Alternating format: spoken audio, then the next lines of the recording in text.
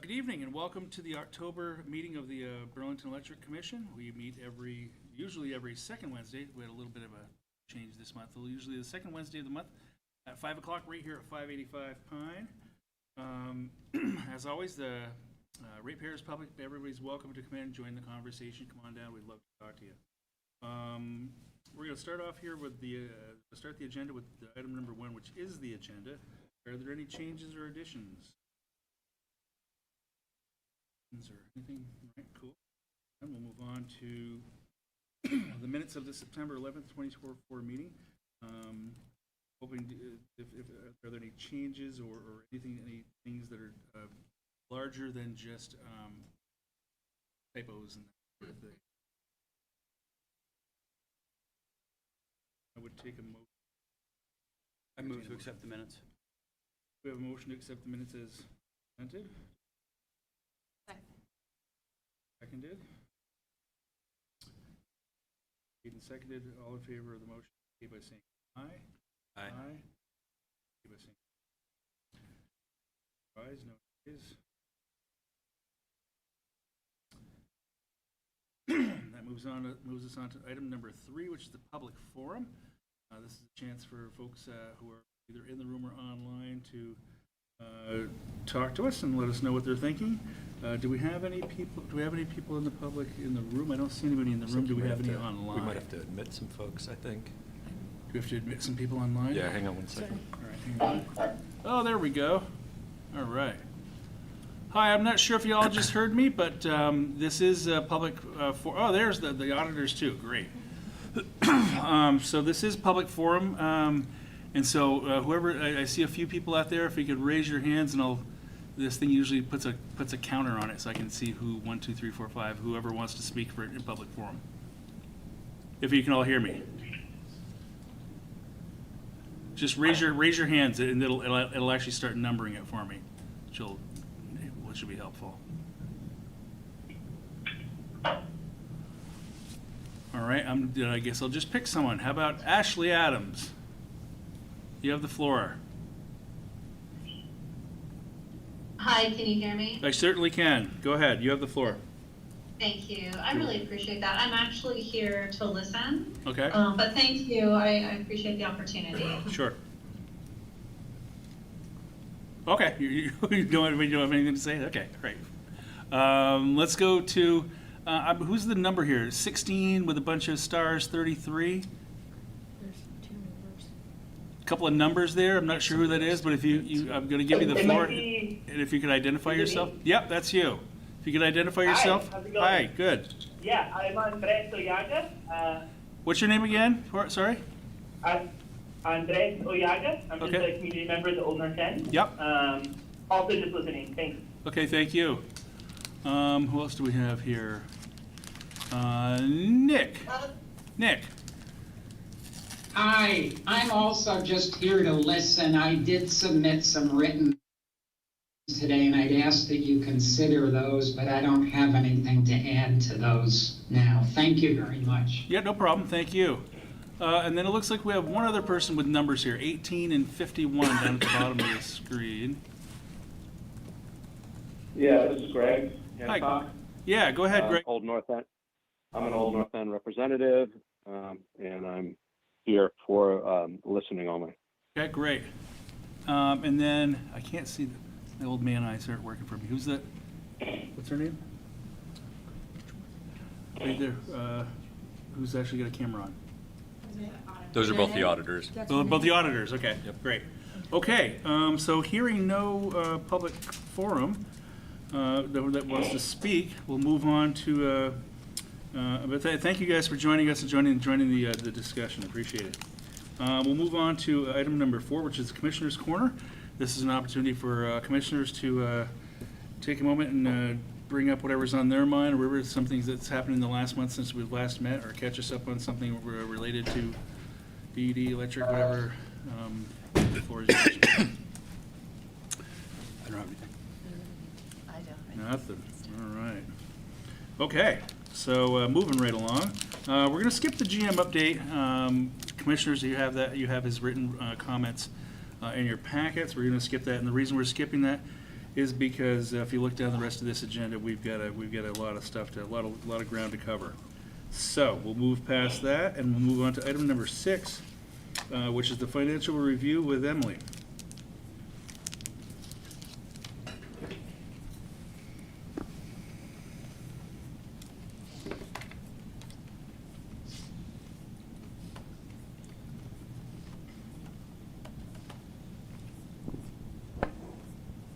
All right, good evening, everyone. We are here to talk about results for August of FY25. Overall, for the month, we had a net income of $1.685 million, which compares to our budgeted net income for the month of $1.965 million. So you can see that's a variance of a negative variance of $280,000, an unfavorable variance. Working our way down from the top, sales to customers were down for the month versus budget by $174,000. Other revenues, mostly EEU, a very small variance of just $14,000 positive to budget. Power supply revenues, August was a rec delivery month, so we have a slight variance there of $20,000. On a over $2 million budget item. And then moving down into the expense side, net power supply expense was favorable for the month by $120,000. As usual, many components of net power supply expense. We had a favorable variance on fuel, offset by some unfavorable variances from purchase power. Both wind and McNeil production were under budget. And the First Light contract, which we signed in July, we hadn't budgeted for, so there's going to be an unfavorable variance between now and December related to that contract. And transmission was right about on budget, a slight favorable variance for this month. Moving down into operating expense, that was off from budget by $387,000 over budget. Some comments on this. This is a larger delta than we've been seeing on operating expense. It certainly was, of interest to us to understand why. What we discovered was a good portion of that, $211,000 of it actually, is related to uncollectible expense. So we're kind of doing a write-off of expenses or revenues that were overdue, that we're thinking, oh, we're never going to receive that, so we write it off. But when we look into it, we realize that it was resulting from an estimate that we gave to a customer that was inadvertently billed. So it was never recognized as revenue, and so what we're going to do is we're going to cancel the bill. So that's going to be corrected in a future period. And then moving down, other income and deductions were favorable variance this month by $150,000, and so then you get to the total net income, or the variance from net income, that is, of $280,000. So again, 211 of that 280 sort of bottom line variance is that estimate that we billed that we're going to cancel the billing for. So, any questions on that before I move over to the next page? Yeah, I have a quick question. So Yeah. this is this for like a commercial energy services project? Or is it for It was for some sort of customer-driven, I don't know what kind of customer it was, but it was basically for electric service work at a property. I'm not sure what the nature of the work was, but. Was not an efficiency project. Not an efficiency project, yeah. Something you. that our engineering team needed to do a design for, or was going to, estimated what it would, the cost would be for work we would have to do in order to accomplish whatever the customer was trying to get done at their property. Thanks. Yep. Okay, then I'll move on to capital spending for August year to date. Overall, we are 8% spent of our capital budget for the year. As of August, you can see some variances in there. Production's about 11%. That's our generation plant spending. Other includes EV charging installations. Transmission's all set because we made our Velco equity investment in July as scheduled. And then distribution projects running about 8% of the budget for the year to date due to timing. And then our operating cash as of August was $9.2 million. That compares favorably to our budget for operating cash at this point in the year, which was $8.8 million, so we're $400,000 approximately better than budget. And looking down at the Moody's rating factors for August, again with the caveat that the current column is a 12-month ended figure, which includes June, which is not yet audited, so potential for that to change. We're looking at a debt service coverage ratio of 6.22, an adjusted debt service coverage ratio of 1.41, cash coverage with the line of credit 160, without the line of credit 95.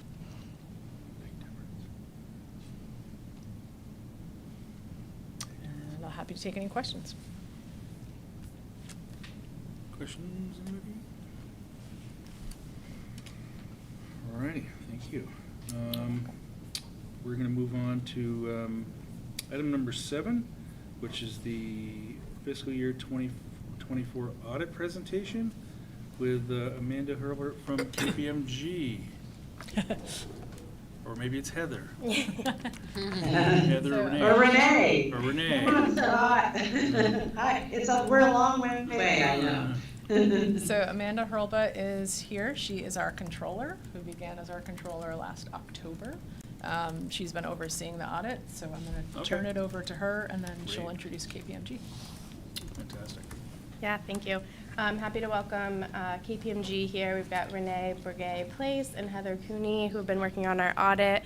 I think from BED's perspective, things have been going really smoothly. I want to thank my accounting team real quick. We've got Ann Reading, Yin Liu, Aaron Cushing, Melissa Legg, Patrick Campbell, and Philo Brown Gould, who have been helping me prepare audit requests. We do have one outstanding audit item right now, which is an actuary report for GASB 75 disclosure. That will require one final adjustment in our financial records. So right now the results are preliminary, but we should have that report by the end of the week to finalize and get the audit issued with KPMG. So I will hand it over and I can share the slides if you'd like, ladies. That would be great, Amanda. Thank you. Let me just grab that for you. So hello, everyone. Again, I'm Renee Bourget-Place. I'm the audit partner from KPMG that's responsible for the Burlington Electric and McNeil audits. Amanda, thanks so much for thanking your team, because boy, when you get to this meeting and you can kind of go through the results in 10 minutes or so, it feels kind of anticlimactic, but a lot of work and effort goes into this audit process, and certainly we want to thank you and your team for all of the cooperativeness throughout the process. So if we just maybe move to the next, actually maybe one more slide. I think we're going to get right into kind of the audit results and our required communications. And we've tried to present this in a way that's relatively easily digestible. Let me just start by saying all of these line items are areas where we're required to have a discussion with you, the commissioners, at the conclusion of all of our audits. All of the areas where there are red X's mean we have nothing to report, which is a good thing. In the green checks, we'll have other slides where we can comment on them. But again, they are nothing is really negative with respect to these. It's just that we have additional commentary or discussion. I do want to emphasize one thing that Amanda said and highlight a few other things that are open right now. We're in the final review stages of the pension actuarial report. And again, that comes from the city and the city's actuaries. But because those liabilities are sitting on Burlington Electric's financial statements, we do engage an actuary from KPMG to look at the methods and assumptions that are used. So we do have one, I think, follow-up question on that actuarial review for the pension.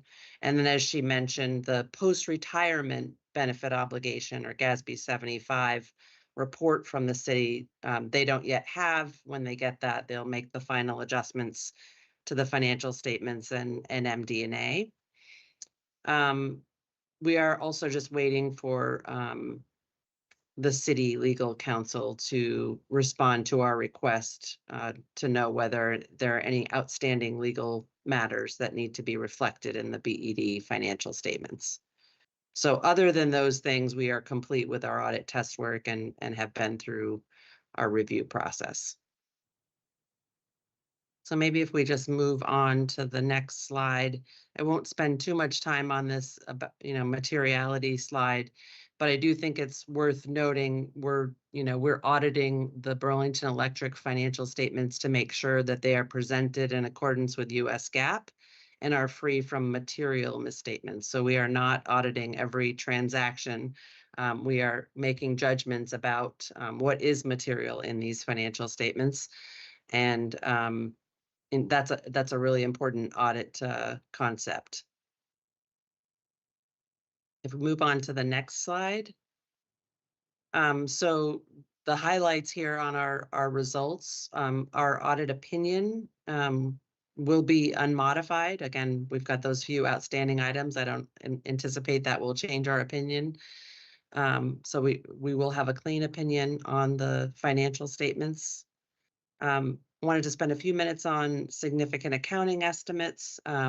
You'll see there we have the fair value of investments as well as the net pension liability. Those are two of the more significant estimates that are included in the financial statements.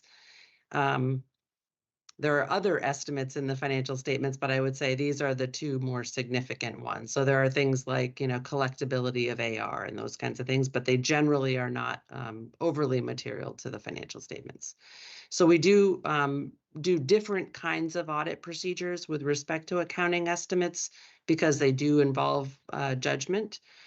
So, for example, when I talked about the pension liability, there are a number of assumptions and methods that are employed by the city's actuaries. So we use a specialist on our side to make sure that we are okay with the assumptions being used and the methods and models being used in the actuarial report. On the fair value of investments, we're not only confirming the fair value with custodians, but we're also price testing and by a different source than your custodians are using a national pricing desk that we have at KPMG to get comfortable with those fair value estimates. You'll see in the significant financial statement disclosures, and when you read the financial statements, you will see how voluminous those disclosures are, particularly in the area of capital assets and long-term liabilities. They're sort of full, what we call roll forward schedules for 2 years. So there's a lot of information included in those disclosures, and auditing the disclosures is in fact part of the audit process. So we've just listed out what are some of the more significant financial statement disclosures in there. And then finally, just in terms of our review of your accounting policies, they're all outlined in note 1 to the financial statements. And we look at those accounting policies not only to make sure that they're in accordance with GAAP, but also to make sure that they're consistently applied year over year, and they're clearly disclosed, and that they're in line with what we see in the industry. So we have no issues with the accounting policies that the department has adopted, and there were no new accounting policies adopted in 2024. Okay, go on to the next slide, and maybe Heather, you want to pick up on this slide. Absolutely. So the first item we have on here relates to the significant risks that we identified for the audit, and there is a presumed fraud risk relating to management override of controls, and it's not specific to this audit, it's really for all audits because management is in a unique position to perpetrate fraud because of their ability to override controls that otherwise would appear to be operating effectively. And so because we've considered this to be a significant risk, there are some specific actions that we take to respond to that risk. And a lot of the test work that we do surrounds journal entries. So as part of our audit, we assess the appropriateness of the design and implementation of controls over journal entries, such as the review and approval process or the authorization for a journal entry to be posted. And we look at the appropriateness of methods and underlying assumptions used to prepare accounting estimates that Renee just walked through. And finally, we do evaluate journal entries. We do review journal entries for entries that appear to be more high risk and have certain high risk criteria that we evaluated.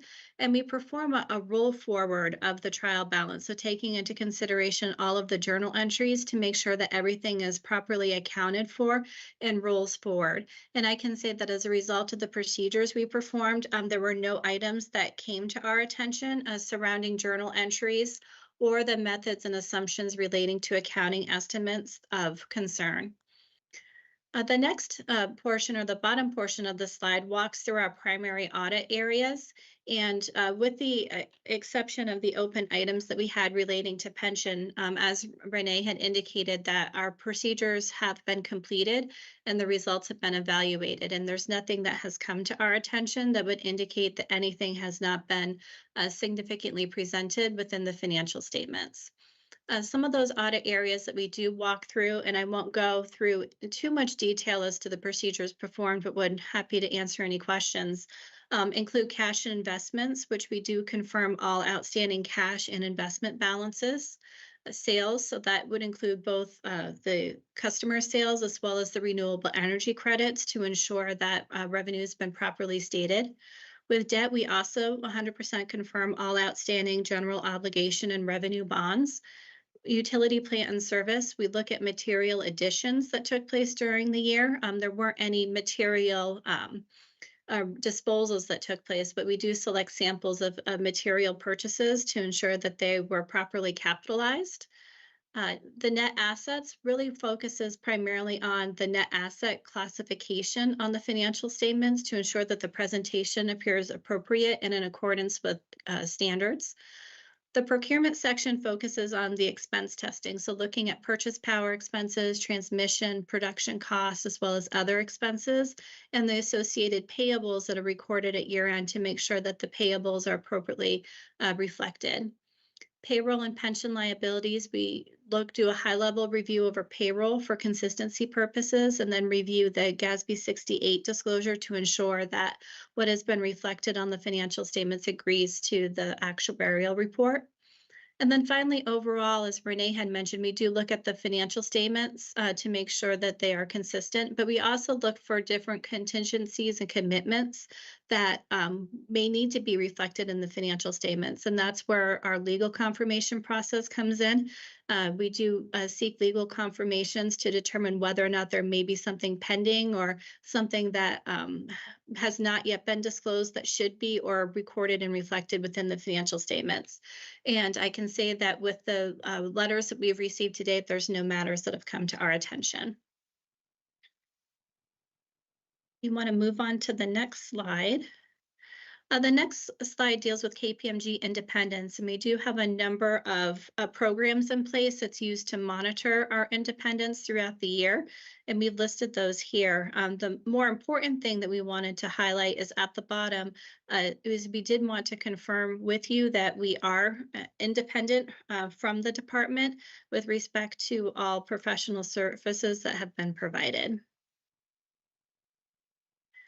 The next slide that we have here is just an overview of what the different responsibilities are as it relates to the financial statements. And this is more for your information, but it does walk through management's responsibilities, what our responsibilities are as the auditor, and sort of what the other responsibilities are. And then finally, our last prepared slide is a slide of inquiries, and we won't go through these specifically with you, but we wanted to present these inquiries for you as an opportunity for us to speak with the board to allow you to let us know if there's, anything that pops up on here relating to misconduct, other matters, or fraud that would be relevant for us to know as it relates to the financial statement audit. We do perform similar inquiries with management as well as part of the audit process, but this is just a continuation of our due diligence process to make sure that we can present these to you as well as the oversight committee for the department. So I'll just take a moment to pause here and let you take a look at the slide if you haven't looked at it prior to the presentation, and let us know if there's anything here that you would like to comment on.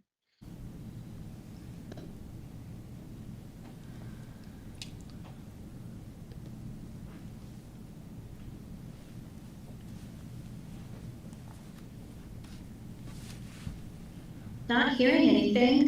That does conclude our prepared remarks for this evening. Questions? Just one, have there been findings in previous years, like in the past several years, as a new commissioner? That's not something I'm aware of. That's a good question. Do you guys? I would say there have been adjustments, proposed adjustments. We have had some control deficiencies. My memory is not the best, but I think around surrounding inventory, maybe we had a couple of years where there were not strong controls over inventory, and that was remediated. And I would just add on to that for the proposed audit entries, oftentimes that has been surrounding non-GAAP policies that the department has, and sort of what the difference between if something had been recorded in accordance with GAAP versus the department's policy. It wasn't something that rose to the level that we would have requested to be reported, but it was high enough that we needed to report it to the committee. Okay. I have a question. Can you clarify my understanding of required as it's represented? Is that a requirement in terms of Burlington Electric or the standard practice? Just the term required? The under required communications? Yes. Yeah, those are under the auditing standards. Yeah, our professional standards that we follow, they are required, yes. Not just for Burlington Electric, it's just all audits require auditors to communicate those things to the governance board. Can you go back, I can't remember, it's 2 or 3 slides, just to, and maybe we're getting, specifically, my interest was piqued a bit on the first one, understanding that it's just a general awareness and not specific to BED, but I'm curious, remind me of the next steps in the process, and if there is, what is the kind of next steps to look at this and think about that area of suggestion? Is this on the significant risk? Is that what you're asking about? Yeah, the significant risk, exactly. Yeah. So again, what this requires, and this is required under the auditing standards again, that auditors always presume that there's a fraud risk related to management override. So it requires that we design specific procedures to alleviate that risk and satisfy ourselves that there is not material misstatement due to fraud. So once we've done all of these things and have satisfied ourselves, there's nothing further to be done, but it is literally an every year occurrence that we're relooking at where is the risk of fraud, where could management override controls, what would motivate them to override controls, and then design specific procedures to alleviate that risk. If we were not to get to that point, we would then probably not have an unmodified opinion, and we would have material weaknesses probably in internal controls. Thank you.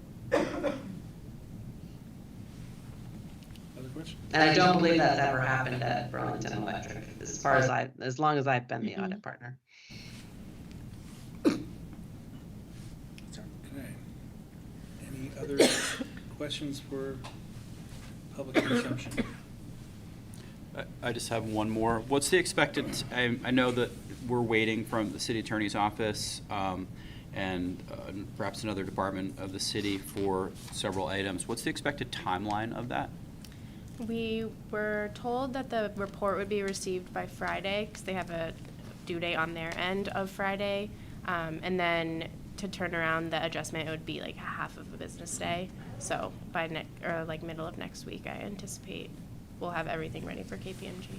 Got it. And then does KPMG? Yeah, and then on our side, we probably need, 3 or 4 days, maybe up to a week, just to get through all the rest of the review processes.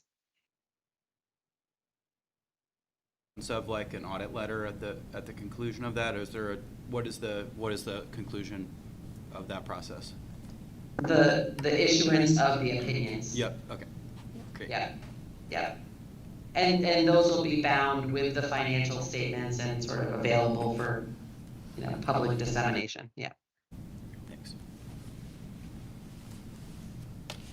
Other questions? Hearing none. The other thing that we do every year is we allow the board an opportunity to have a frank discussion with you folks, with a private discussion, whether that lasts 10 minutes or 2 minutes or 20 minutes. We just kind of allow that without management around, or just a private discussion with the auditing firm and the board. A quick logistical note, before you enter. It might only last 5 minutes, but. No, so we have members of the public on this Teams meeting. Okay. And we have the auditors on this Teams meeting. Emily has shared a link with the auditors and with the commissioners directly for an executive session. Okay. So I believe once you enter executive session, we will all leave. Obviously, we'll cease broadcasting, and we will remove all the computers from this room that are on that Teams meeting that we're on right now. And then if you all can use your computers to enter the new Teams meeting, that way you'll have an executive session with the auditors alone, with nobody else. Yeah, it's there. Yes. All right. Let's pick a computer and join the. Or, yeah, we can broadcast it up there if you prefer, or if you'd just like to join on your computers, you can do it that way. What's the easiest way, really? Probably if they join on the computers. It's up to them. Okay. Okay. So let's pick Sure. let's try your computer. It's closest to like me, you guys. We'll join the. You'll We'll have to join take your computer. Okay, so we're gonna leave and then join the new link, the new Teams link to go into executive session, right? Yep, Yeah. and before we do that, let's do the motions. And folks, Oh, yes. folks in the public, we will be back fairly shortly, I believe. I don't think this will take very long. And we'll get right back into it. We just need to have this opportunity to have a quick powwow with these folks. So we will be right back after we do these motions and have a discussion quick. Motion now? So Yep, we're reading both motions. or whoever's got it yet. Yep. I move to find that premature general public knowledge of KPMG's evaluation of BED's management with the commission would clearly place the Burlington Electric Department at a substantial disadvantage per Title I, Section 313, subsections A1 and A3 of the Vermont statutes. Because such information may risk contractual relationships with BED counterparties in the regular sale and purchase of energy and is considered an evaluation of BED personnel. We have a motion. Do we have a second? Second. Motion and seconded. All in favor of the motion indicate by saying aye. Aye. All opposed indicate by saying nay. Motion passes. Good. Yep. I move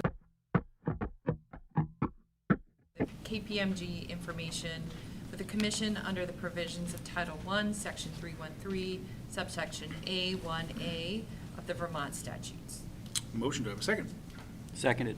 Motion and seconded. All in favor of the motion indicate by saying aye. Aye. All opposed, say nay. All right, we're in executive session, hopefully not for very long. Okay, we are out of executive session. Hopefully all the rest of you are still here with us. We had a good, fruitful discussion with the folks at KPMG. We appreciate all their hard work and everyone who was part of the audit there in Amanda's group. So thank you very much. All right, we're going to move on to item number 8 on our agenda, which is IT forward update and CIS contract approval.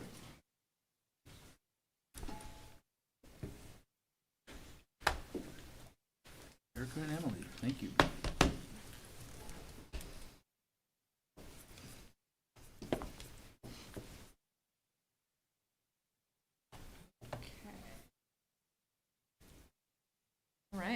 So it's been a while.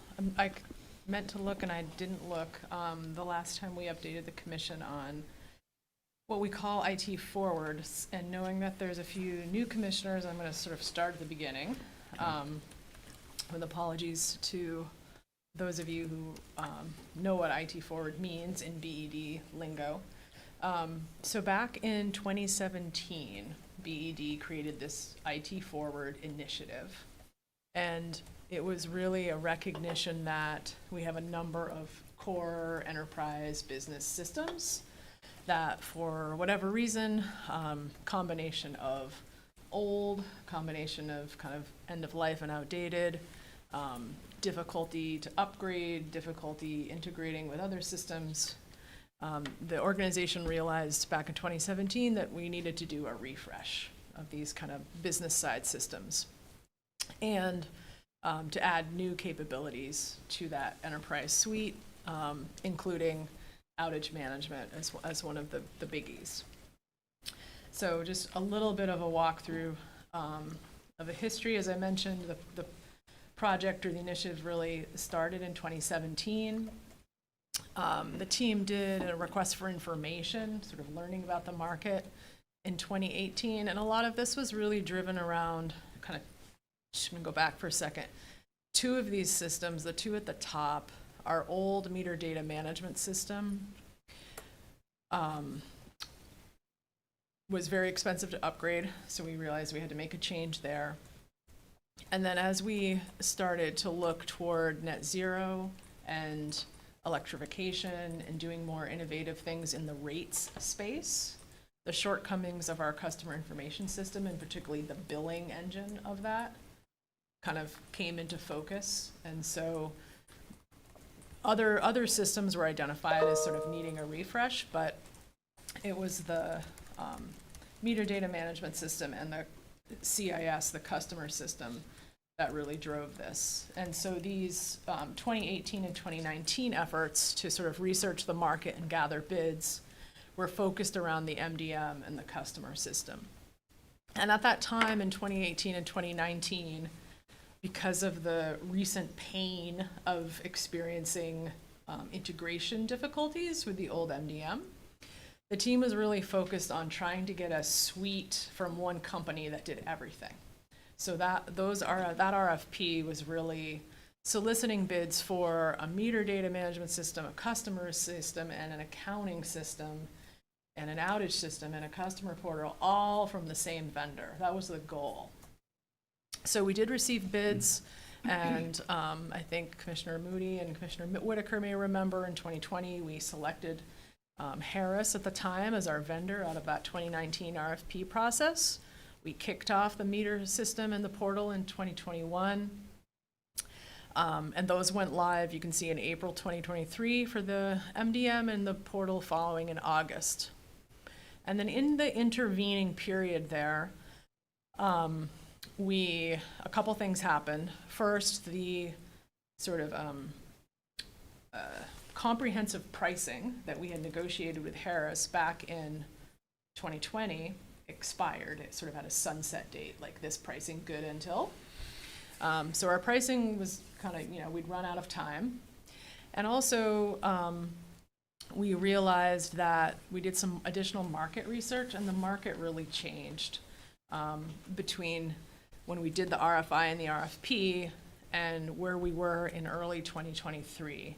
There were additional cloud, more vendors had kind of taken their software to the cloud. When we looked at bids in 2019, we got some where it was like, yeah, we'll host it for you, but it was really a lift and shift of that software and just doing the hosting, as opposed to a software as a service true cloud product built as a cloud product from the ground up. We were also at that time in discussions with Harris on kind of finalizing the scope of work. The CIS branch of Harris that we had selected, and this was discussed in an open customer meeting, so I don't think it's anything sensitive or private. Like, they went through a difficult time. The pandemic was hard on their business. They had a lot of turnover. They were open at customer conferences that they were kind of struggling to complete implementations. So we had some concerns about their ability to deliver, and our interactions with them as we tried to finalize the statement of work kind of added to that concern. So for a number of those reasons, but primarily the market changes, we decided in 2023 to rebid the CIS and just focus on the billing system and the CIS and not do an RFP that was trying to get like an all-everything solution. So that's kind of why we're here tonight, the culmination of that decision made back in March of 2023. In the meantime, just to follow along everything that's been happening here, because it's kind of, we're using this as an opportunity to update the commission on kind of everything going on in the enterprise business space from an IT perspective, because it's been a while. Also, last April, we issued the RFP for the Advanced Distribution Management System, which includes that SCADA upgrade. Munir briefed you back in December on that. And that RFP included an outage management system. So we had more clarity kind of as the organization learned about sort of a modern utility business infrastructure, kind of which pieces really need to play well together. And we had an opportunity when we looked at advanced distribution management suites to be like, oh, an outage management system is more naturally coupled with that. So let's go get that as part of that process. The customer portal went live in August last year. As I said, we picked our ADMS vendor in October. And then also last December, we issued this new RFP for the customer system. In between March and December, Eric will talk about this, we did a little more exploration before we went out to bid. And this April, the SCADA ADMS project kicked off. And then in June, we concluded our sort of RFP vendor review process. And we selected a vendor and told them of our intent to award, subject to reaching mutually agreement on terms and conditions and prices. So with that, I will, turn it over to Erica just to recap where we are. Yeah, so as Emily has mentioned, our new meter data management vendor has been SmartWorks Compass. It is a Harris product, and that has been live since April 2023. In August of last year, we went live with the customer portal. Silverblaze, also a Harris family product. Outage management will ultimately be provided by the vendor for ADMS, that's Surveillant. That will go live in theory in October of 2025 on the timeline. The selection for the customer information system has been SpryPoint, and that is pending contract approval, Board of Finance, and City Council. With that comes a mobile workforce management suite that replaces a lot of manual processes in the engineering team now. We are currently pulling together requirements for the financial information system. We've done several pre-RFP demos to see what the market landscape looks like. Heavy participation from Amanda and her team, as well as Paul Charbonneau and his team in that requirements gathering process. We still need to work out the work and asset management. We're pulling together those requirements after the financial system, because some of the financial systems might have that built in, might not. We currently use payment processor as Paymentus. We will be exploring that as part of the customer information system process to make sure that we have the right solution and the right pricing structure there. Also tied into both the customer information system and the ADMS and SCADA is an integrated voice response, the ability to text out, the ability to automate incoming calls, and we'll be looking at requirements for that in the near term, probably once implementation has begun on the customer information system. Any concerns with SmartWorks or Silverblaze being a Harris product? Have they created some, do they have stability or? Yeah, so we'll talk about that. Oh, sorry. The MDM and SmartWorks have been great to work with. Our billing team is very happy with the MDM and the new capabilities. It provides a lot of reporting and data analytics that our old MDM did not.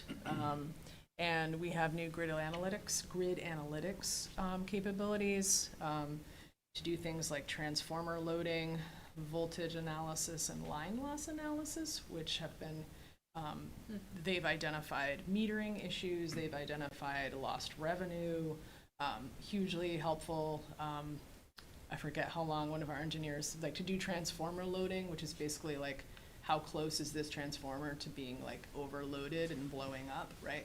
To do the math on that would be like, how long, Munir, Bradley, you said, like a day or two or something for just one transformer. So think we have hundreds of transformers in the city, right?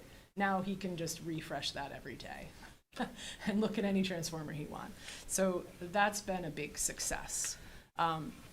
The portal, and we'll talk about this, might as well do it now. We're proposing to replace the portal that we just put in with SpryPoint.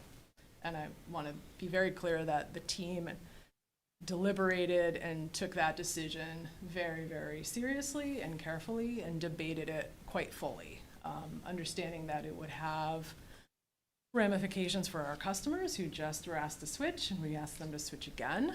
And also for our team who just went through a portal implementation and now would have to turn around and do another portal implementation.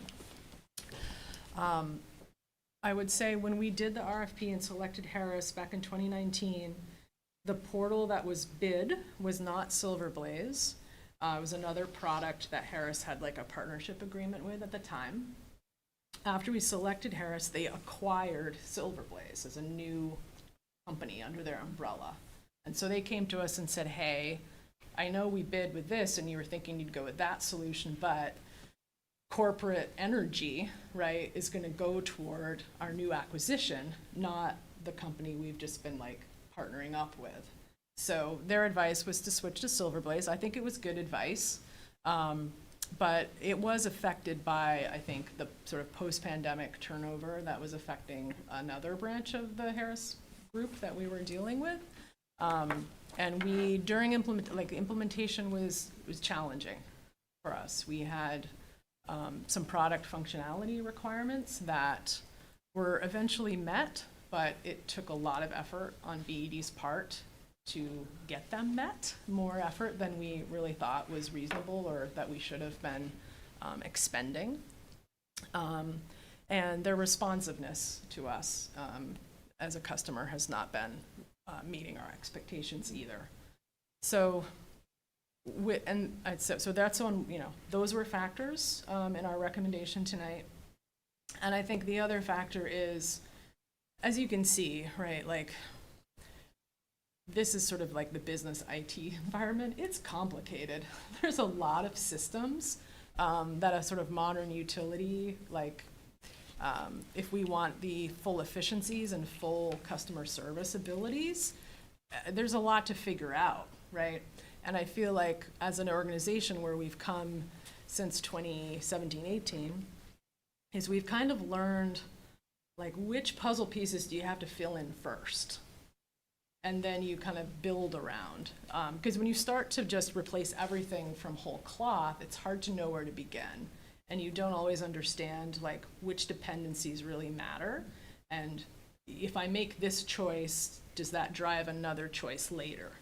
And certainly the customer portal, the reason we had to replace it in the first place was it used to be hooked to our old meter data management system. So we couldn't sunset the old outdated meter data management system without replacing the portal.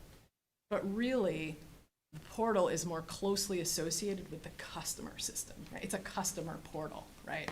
So you want your portal decision really should be driven by what's your mainframe, what's your main customer system, and then you pick your portal off of that because they need to integrate so so closely. You know, you want your customer to be able to log into the portal, fill out a form for a rebate, and that sucks. It knows who you are. You know, you put in your bill number, your account number. Oh, it's Laura, right? And then like it's populating everything because it's connected to the customer database, right? You want that type of functionality. So that's the story with the MDM and the portal. Long story. Helpful. In the same, All right. in the same vein, I see when you were talking about Paymentus, planning rebid for pricing. Now, if that, along the same lines, if that doesn't quite work out, would you be replacing Paymentus with another vendor? And does that also cause an issue for customers? Yeah. Well, that's another thing where the market has changed considerably since that initial selection was made, both in terms of pricing and then what's in the market and how those options work in the market. So, you know, we need to look at, as a whole, what are our requirements and then who can best meet those requirements. So that'll be an iterative process once we start implementation with the customer system. Yeah, and I would just add that the payment processor space is a fairly limited space. There's kind of like 3 to 5 companies that every utility uses one of those 3 to 5 companies.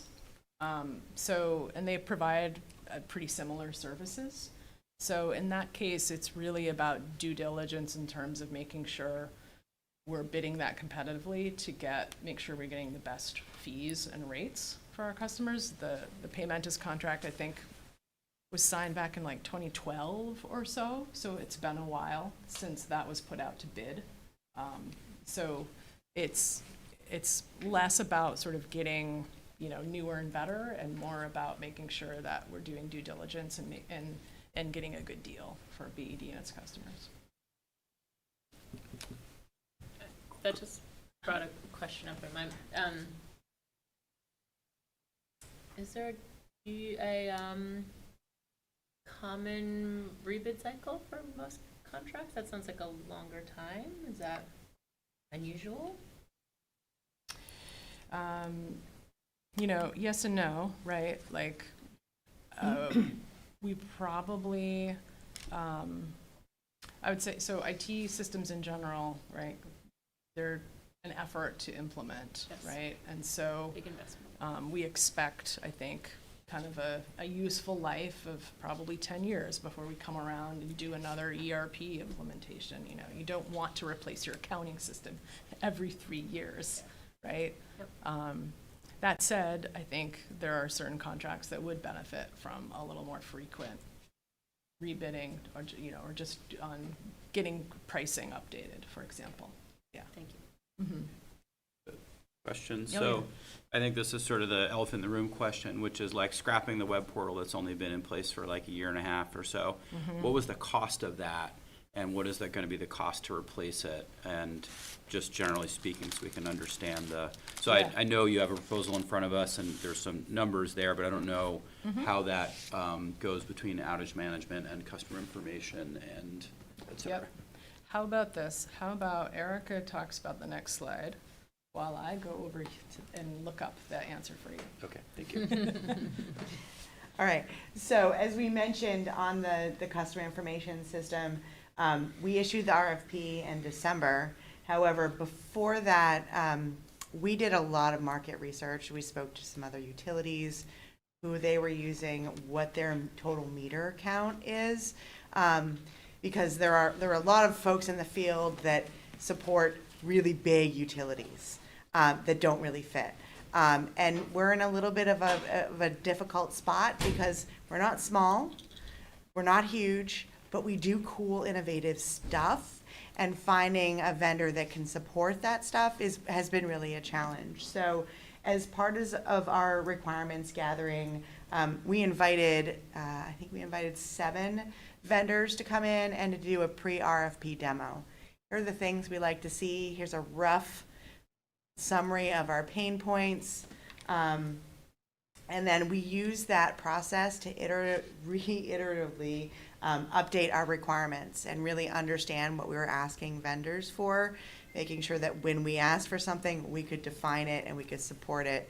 And then also understand where the things were that we absolutely needed, right? Like this feature saves 200 hours of staff time, right? And there were a couple of things that will reduce the manual efforts. So in December, we put out the RFP for the CIS as well as customer portal and workforce, mobile workforce management solutions.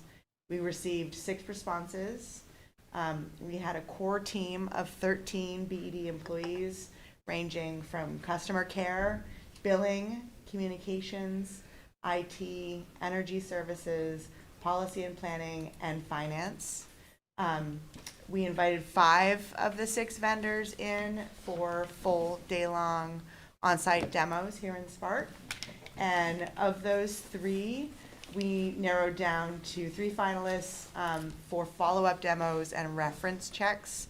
And by follow-up demos, it really was an iterative process.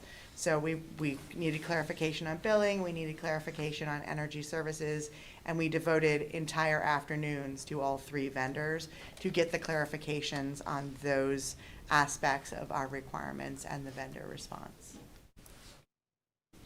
So I can just say back to your question, Commissioner Voda, our current, so both the Silverblaze portal and the SpryPoint portal would be our full cloud SaaS solutions.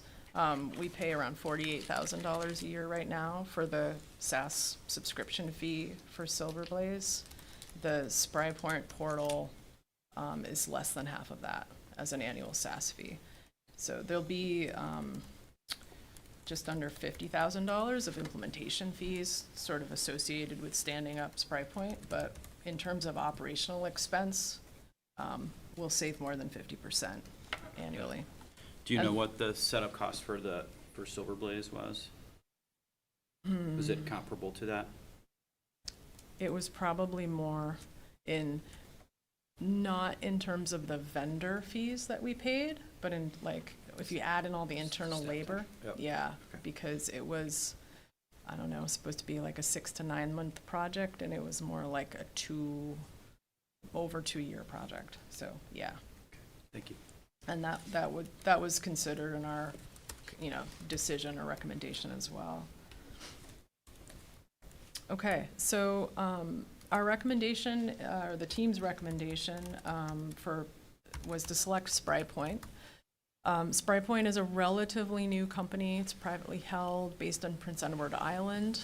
It's a SaaS-based company, software as a service. They have been growing rapidly, adding a lot of new customers, which was exciting to our team, but also our team was, expressed due concern over that, right? And we questioned them and probed, right, on ability to support, ability to implement us, ability to make us a priority, ability to fit us in. And, we received assurances. We talked with other, as Erica said, other utilities who had just gone through the implementation process. And so some of the things the criteria and really kind of what the decision came down to was ability, first and foremost, to handle our functional requirements. And top among those are a really strong, flexible, robust billing engine, ability to do a lot of complicated or flexible, or we don't know yet what, right, with rates in particular. Customer care has some requirements around account management, budget billing, payment plans that are kind of PUC rule driven that we needed to accommodate. And then rebate processing. This is a growing, activity that didn't exist in the organization prior to 2017. And we need efficiencies there, really. And better customer service too, right? So those are kind of the 3 functional areas where SpryPoint was strong. And then secondly, being an innovative utility, it felt right to have a CIS partner that was sort of built on a modern platform, followed an agile development, releases every 2 weeks. That felt like the right kind of partner to serve what we needed, which is like ability to innovate, ability to push out new stuff. They do have a growing customer base, and a lot of those customers are utilities like BED, munis, smaller, which it felt good to be able to, okay, when we go to a conference, we're going to talk with folks who are coming from an organization like ours with a set of resources like ours, and a set of customers like ours. Pricing was competitive, not only looking at, we looked at not only sort of the year one cost and the implementation cost, but kind of over 10 years, what's that 10-year cost of ownership? And then we included mobile fieldwork management as part of the RFP. We're recommending that purchase with this contract. SpryPoint also does have a work order asset management product. We haven't bid that. We'll need to competitively bid that. But to know that it's out there and would be an easy integration was a consideration. And I'll just say a bit about what is mobile fieldwork management. So if you as a customer call and say, like, I need my service turned off or turned on, or I need this done at my house, please. That call now is sort of routed from customer care up to billing and over to the metering department, and involves like emails, calls, and sometimes pieces of paper. And the metering department goes out and maybe has to read a meter, and they bring back a piece of paper with a number on it, and billing like type, So it's to handle what we call service orders, usually customer driven, but it can be internally driven as well. And it's really the ability to sort of dispatch a crew member to go out to do something in the field. They collect some information and they bring it back. The mobile fieldwork app is really meant to be like on a crew person's tablet, ability to take a picture, ability to upload some information to that customer's account, ability to say, yep, I closed this out, I did, or oh, metering is done, but I need line crew help now. Let me assign it to the line crew superintendent to like get that crew out there. So it's really meant to facilitate field work in a way that's more efficient than the way we're doing it now. Okay, this is the last slide. So some key terms of the contract. So it's really one agreement with a bunch of exhibits. The main agreement is a software as a service subscription agreement that covers, the license, the hosting, all the updates and upgrades, the ongoing support, and it will cover a customer information system, a portal, and the mobile workforce solution. The contract is set up with a term that auto-renews annually unless either party gives notice. Has an annual subscription fee starting at $145 to $50, subject to annual budget appropriations. And the annual increases are pegged at the CPI with a multiplier of 1.25. And we do have the ability to terminate not only for default, but also for convenience. So that gives us some protection. For example, if the implementation is not going in a direction that we want, we don't have to wait until the annual term is up to terminate, for example. And then one of the exhibits, there's several, but the statement of work is a key one. That's what governs the implementation. It says what they're going to do. It's fixed fee pricing for the implementation services of $940, $800. The payment structure, we pay based on delivery of milestones, and we have to approve that those milestones are met before they can invoice us. And all of our requirements are included and attached in that statement of work.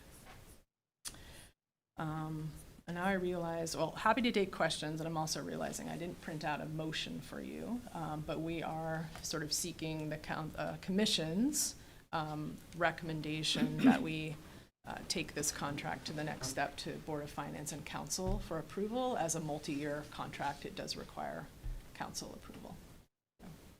So I have one question about SpryPoint, and they're not still venture capital funded, or do they have their own revenues and? I don't know the answer to that question. I don't know. Presumably, I mean, do you know how long they've been around? 'Cause sometimes you do see that with the software. 17? They come on and then their money Yeah, I was gonna runs say out and they. 16 or years. 17, Okay, I so think that they were should be founded. that should be- Do you know what I mean now? Yeah. Yeah. Let me, And to be clear, the founders all came from competitors, right? So these are folks that have been in this industry, in this software space for far longer than the 6 years or the 7 years. Yeah, that's not what I'm worried about, though. I'm worried about that sometimes they're propped up by venture capital funds and then that money runs out and then they're in trouble. mhm.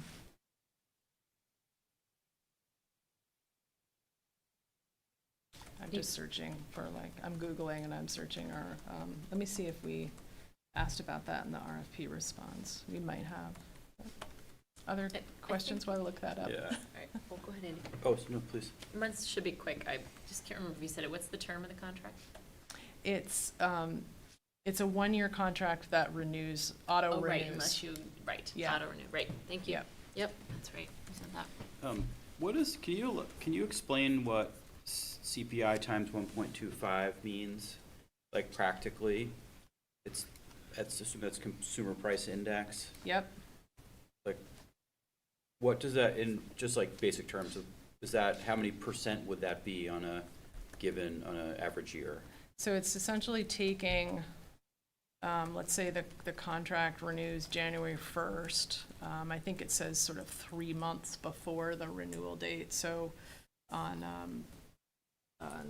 October 1st, you would look at, okay, what was the CPI? So it's essentially the rate of inflation, right, as published by the U.S. Department of Labor. And you would say, okay, the CPI as of that, for the most recent 12 months, right, as of October 1st, was 2%. And then you'd multiply that by 1.25, and that would be the percentage by which our annual fee would go up. Okay. So it's trying to peg it to the rate of inflation with a little bit of a multiplier to reflect that infrastructure costs for kind of cloud companies are a little bit, growing faster than the rate of inflation. Yeah. Got it. Okay, another quick one too. So just as a follow-on to my other question, you had said that the implementation cost for SpryPoint was $50K. So is it in this 940,800, 50,000 of it is for the portal? Correct. And the majority is for the other stuff? Yes. Okay, thanks. I thought that was the case, but I just wanted to clarify if I understood it correctly. They were founded in 2011. Trying to see if there's any more information. You said they were based in Prince Edward Island, and I was curious, is their customer base primarily Canadian or US or a mix? And how does that influence, or how do we consider the differences? Could there be differences I'm not even aware of in serving a municipality in Canada versus US? Yeah, they're both. They have customers in both US and Canada. I think all of the references that we were given, I want to say, were US companies. So I think they probably have more US customers than Canadian customers. Yeah. And that's not any, functionally, fiscally, I'm not even sure what the differences would be. Yeah, no, it didn't give us any pause. Harris is a Canadian company as well. So wasn't the first time we'd been in that situation. Yeah. Yeah. Okay, one last tag onto that. The references all used a similar, not just singular purpose, but had multi-purpose systems that we're trying to integrate and communicate? Yeah. Okay. And not only did we ask about where did they come from, what systems did they integrate off of, but also which systems were they also, so we showed you that list of, Surveillant and SmartWorks, right? We asked who they integrated to really get a feel of where they came from and where they're going. And we did sort of get into a little bit of the ideology. As an organization, why did you choose this vendor, and where are you going and what decisions are you trying to make? And I think as a whole, the course selection team really felt like their customer base was trying to do a lot of the same things that we're trying to do. Thank you. And then just one last question. So it's revenue bond funded, but not, that's the existing revenue bonds that we have, not the one that we're trying to get in 20 days? It would be, assuming the new revenue bond is passed, it'd probably be a combination of both, Okay. right? We would be hoping to kick this project off before the end of the calendar year, ideally. So, you know, the first part of the implementation costs would be covered by the existing revenue bond, and then this is planned to be about a 14-month implementation. So if we started, you know, November or December, we'd be going live kind of early in calendar 2026. So we'd probably be switching over to new bond funds by the end of it, assuming the new bond is passed. Yeah. And then, but you, yes, can or cannot afford it without the new revenue bond? Can or cannot what, sorry? Afford the contract without, if the revenue bond doesn't pass? Yeah, I mean, it would be difficult, but I think this is, getting a new CIS and a more modern billing engine is like really important. strategically important for BED, right? So if the new revenue bond doesn't pass, then yeah, we have a series of sort of difficult decisions to make around our capital plan. And we'd have to prioritize, certainly. But I think we would figure out a way to get this done. We certainly wouldn't want to start and then not finish.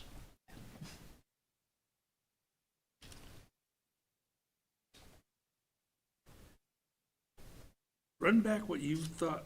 I'm some sort of wordsmith something here, and I just wonder if you can run back what you thought a proposed motion might be, and see if I've encapsulated it. Oh, Whether I or not think we we're agree on it. seeking the commission's recommendation that the Board of Finance approve and recommend approval of the contract Hang on, to the stop. City Council.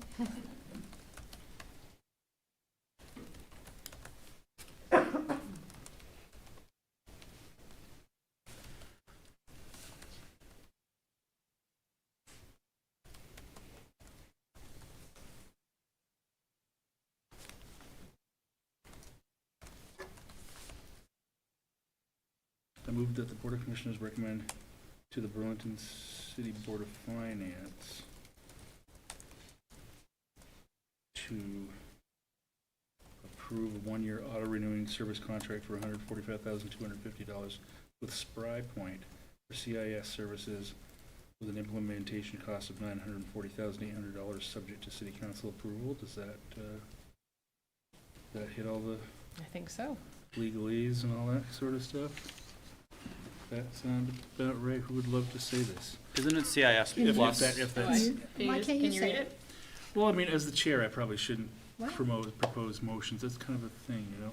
Yep. Yeah. Then Michelle maybe can read. I'll be right there.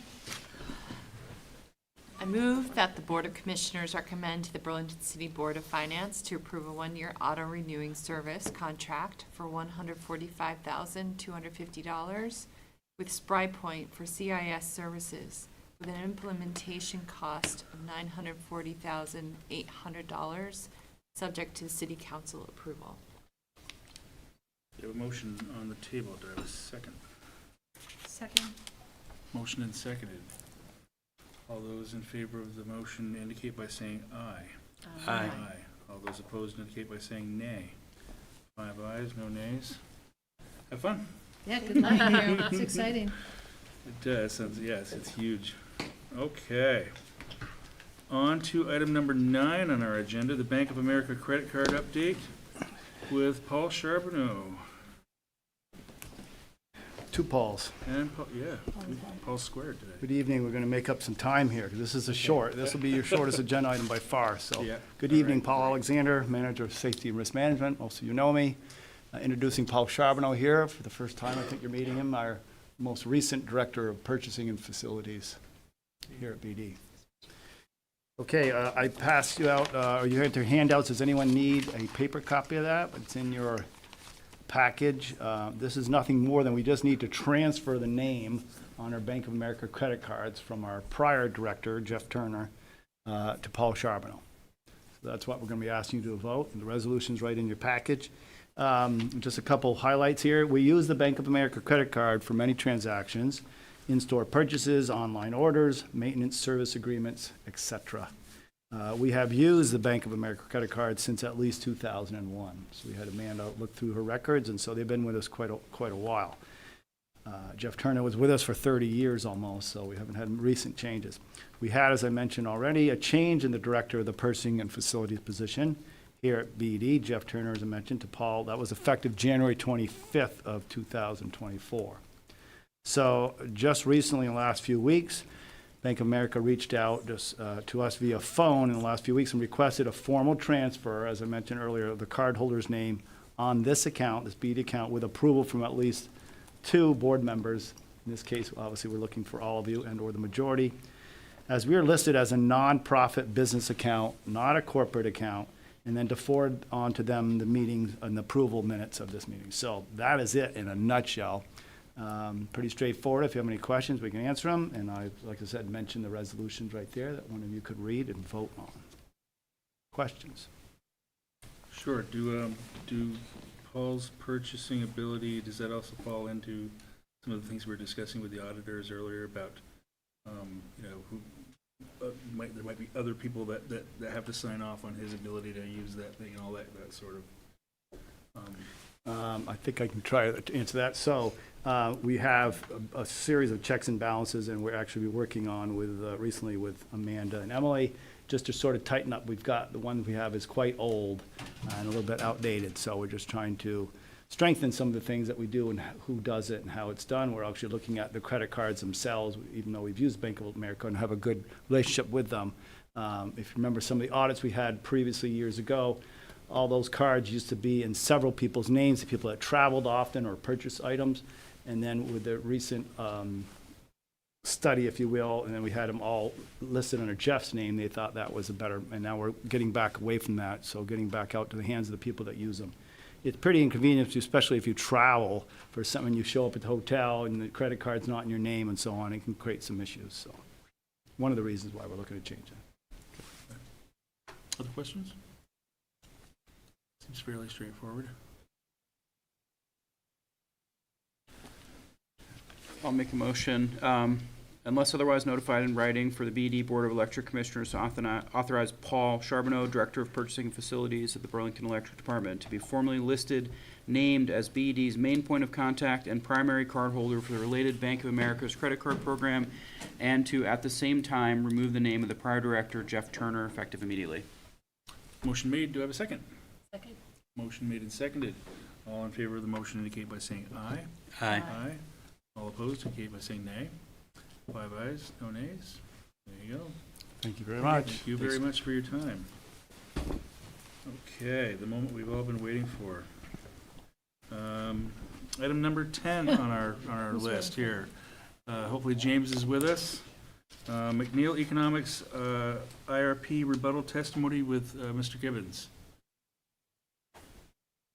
And Is James here? James is here. I was going to offer just a couple comments up front while James gets set up, and I think we're going to put the exhibit up in Teams potentially that you all have seen hopefully, and that was filed with the rebuttal testimony. I also wanted to just briefly address, because I know there were that Nick Persampieri, who's one of the interveners who's online with us tonight, had shared some comments and referenced those, and I wanted to address those as well. So what we have in the exhibit, I want to see if we can get it up on the, oh, okay. I wasn't sure who was sharing it. We'll share it up on the screen in a second. What we have is 2 different charts that look at fiscal years 2014 through 2023. And we think about the context this is being filed, it was for the IRP that was done for 2023. So it's relevant in that sense, but it's also the last 10 fiscal years that we have audited financials for. We don't have them for FY24 as of yet, although we will very soon. On the top there is one set of figures, and you can see the financial statement values and then the additional values to BED that James is going to walk you through in just a minute. And in the bottom, you can see those same numbers, but a more conservative valuation, excluding certain pieces that still have value, by the way, to Burlington and BED, including the pilot, for example. I don't think any of us as Burlingtonians would debate that a pilot payment from McNeil to the general fund isn't a benefit to us as taxpayers, but we're being a little more conservative here because we're looking more explicitly at the ratepayer value in this second chart. But the key point I wanted to make is a lot of the dialogue up until we filed this rebuttal testimony is based on financial statements that are provided at joint owners meetings. And we manage McNeil as a joint asset with two other utilities. So we report more extensively on its financials than we do any of our other assets in a similar way. You don't get a financial statement about Winooski 1 because we own and operate that exclusively. It's subsumed within BED's financials. The joint owner fiscal or financial statements, profit and loss, are not audited statements. And they include language on them that they have certain assumptions built in. For example, we don't know the REC values that the joint owners get from their share of McNeil's REC. So we simply double whatever BED has as an assumption. We don't know the depreciation for the joint owners of their ownership of the asset. So we do some things assuming based on BED's values. Point being, these are important informational statements for the joint owners as part of our joint ownership of the plant, but they're not necessarily the right metrics by which to judge the financials of the plant. They're not audited financial statements, but they also don't include any of these other values that are important values and are directly connected to McNeil. Now, I mentioned we did fiscal years 2014 to 2023. The numbers in Nick Persampieri's email earlier today referenced 2024, which again is not an audited financial year for which we have values. I believe in his analysis he excluded, for sake of that, 2014, which happened to be the year that had some of the better financials among these different years. So, you know, you can look at it with that. You can look at it with 2024. If you were to take, just for argument's sake, this more conservative valuation here, where we had over those 10 years a net economic benefit of $7.3 million, and you were to take half of the FY24 profit and loss statement loss and attribute it to BED, and you added it here to this, you would still, over these 11 years, have a net cumulative positive for Burlington Electric from its ownership of McNeil. So even if we take 2024, even if we take it without any of these additional value streams, still a net positive over that 11-year period. So I just wanted to provide a little bit of that overview. I think James is on and is going to walk you through the detail of each of these additional value streams and what they mean to us and how we garnered the different percentages for each of them. And I just want to note that Emily and James and members of James's team put in an immense amount of time to gather this information and to submit the rebuttal testimony and provide the fuller picture here of McNeil's economics, and I appreciate very much their work to do so, given the importance of the topic. So, James, if you're ready to go, it's all yours. Yeah, I am, and I would just remind the commission, particularly the commissioners who are new, that this is a rebuttal being filed in the IRP docket, and the IRP was filed in November of 23. So, just as an example, obviously, the 2024 financials were not available at the time of the IRP filing. That's another reason that we would restrict ourselves to ending in FY23. That was the last year that was available at the time of the IRP filing. So, there are revenue streams or value streams, I like the term value streams, from an asset, and there are some of them that appear on financial statements, there are some of them that are audited, there are some of them that aren't audited. The ones that don't appear on financial statements generally take the form of an avoided cost. That is a cost that you didn't pay because you owned an asset. So you don't, the only way you could record a value, a financial statement value stream for that value is to then inflate the expense to what you would have paid and then create a value stream to offset the portion of it you didn't. And we don't typically do that in our financial statements. The revenue streams on the, well, let's start with the expenses. The expenses are audited. So, and again, Emily, correct me if I'm wrong, I'm not the financial person, but the expenses are audited. And that's BED's share of the expenses you're seeing there. That would include depreciation and amortization expense, which is a non-cash expense, as well as cash expenses such as fuel, O&M, interest, insurance rather, things of that nature.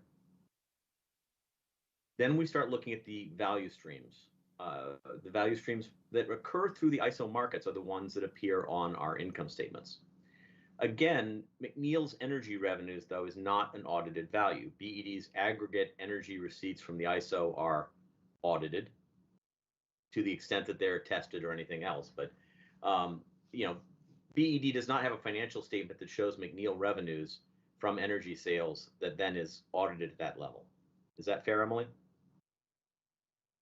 Another way, our energy revenues are shown for all resources together. So there's not a breakdown. Oh, we got this much from Winooski 1. We got this much from McNeil. We got this much from this wind contract. So, well, in fact, I think they're even shown net of load charges. Yes. So they're not even shown as gross revenues. They're shown as net interchange with ISO and wind. So they're at a very, very macro level. Correct. The same is true for capacity revenues. That is the payment for a generating unit that has the ability to generate, regardless of whether it's producing energy at a given time or not. Rec revenues, I think we've all talked about enough, hopefully. Those are BED's rec revenues. Those are a revenue stream that is audited and tested on our financial statements, again, in aggregate. They may not test all of the McNeil transactions. They may test some of them, depends upon the given year. And ancillary revenues would be things like what are called Schedule 2 VAR support. Mostly, I think in this case, it's Schedule 2 VAR support. Not as big a stream. Obviously, you can see that that is a fairly de minimis value stream. Those are the values that appear in some way or in some level on our income statement. And you can do a net at that point, okay, which would be, I think Darren's used the term merchant generator, right? A merchant generator that wasn't a utility would not have probably a lot of these opportunities for avoided costs that we're going to talk about in a second, and they might look at it at that level. We typically don't. We typically look at it at a little bit more detailed level. And we do know, of course, that it has these other value streams. Some of them are debatable. Some of them are not, in my opinion, debatable. But I'm going to describe each of them and go through them. Emily, can you maybe just go to where I can see the whole green section, please? Just so I know get myself ready for what's coming up. Okay. So the first one that we'll talk about is the Rygate savings. Any utility in Vermont that receives 1/3 of its energy from woody biomass generation is not assigned a portion of the Rygate energy contract with the state. So Rygate had a 10-year contract. It's been renewed. Honestly, I don't know the term of the new contract because we don't get any of it, but I could go look at it if I needed to. And if you acquire Rygate, you do get the energy value, the rec value, capacity value, and you do get IGAP value, for example, just to talk about the next one in a second. So what we've looked at is if you were to not have McNeil and acquired a chunk of another biomass plant, and our share would probably be 6 to 7%, then you have a partial offset because you didn't take 25 megawatts of biomass off. You took 25 megawatts of biomass off and then added back on, 3, say. And that is the above market value of Rygate that we avoid by having McNeil.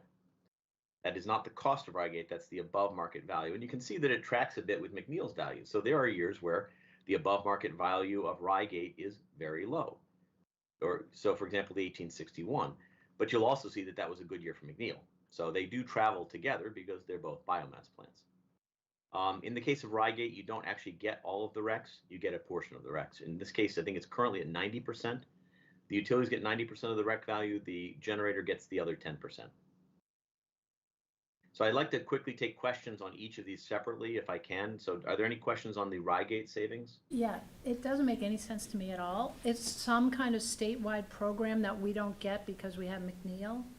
Correct. Then why is it shown as, so it's just a value? I don't understand why there's positive value for BED if it's something that we don't participate in. Well, because you can't say that if you remove McNeil from our costs, right, you would save all of the costs under the blue column, but you'd immediately incur Rygate costs of what's shown in column H. So you can't claim the full savings of taking McNeil out of our portfolio without recognizing that you would acquire Rygate in return. But it And looks, Rygate is more expensive than the market too, in this case. so you must participate in Rygate if you don't have Yes, any. if you don't have, the only entity in the state of Vermont that has 1/3 of their energy coming from woody biomass is BED. So, All right, so you this, can, sort of infer what you want as to how that statute was derived, but it basically said, BED said, it's not fair to make us take Rygate if we already have 1/3 of our energy coming from woody biomass.